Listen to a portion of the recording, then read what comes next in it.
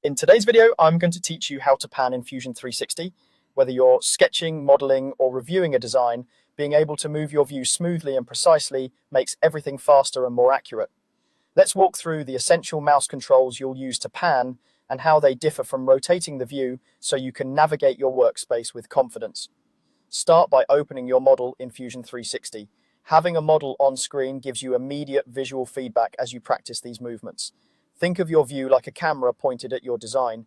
You can rotate that camera to look around, or you can pan to slide the camera left, right, up, or down without changing the angle. That distinction is key. Rotation changes what side of the model you're looking at, while panning shifts your vantage point across the same angle. By default, if you press and hold the middle mouse button, also known as the scroll wheel, and drag, you'll rotate the view. This is helpful when you want to swing around the model and see different faces or edges. If you find yourself spinning the design when you actually meant to slide across it, that just means you're rotating instead of panning. To pan, press and hold the Shift key and the middle mouse button together, then drag the mouse. As you drag, the view will glide horizontally or vertically across your model, keeping the viewing angle the same.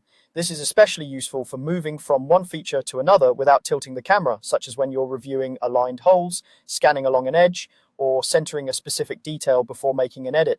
Keep your movements steady and deliberate. Short drags offer fine control for precise adjustments, while longer drags quickly move you across larger areas of the design. Release the mouse button to stop panning. That simple release is your reset. If you're still holding Shift or the mouse down, you'll continue moving, so let go to lock in the view exactly where you want it. If you accidentally start rotating, just release, then hold Shift and the middle mouse button again to resume panning. A few quick tips for smooth navigation. Try to initiate the drag from a neutral area of the canvas to avoid selecting geometry as you move, and keep your wrist relaxed, using your arm for longer pans to maintain a straight path. With a little practice, switching between rotate and pan becomes second nature and your workflow will feel noticeably more fluid.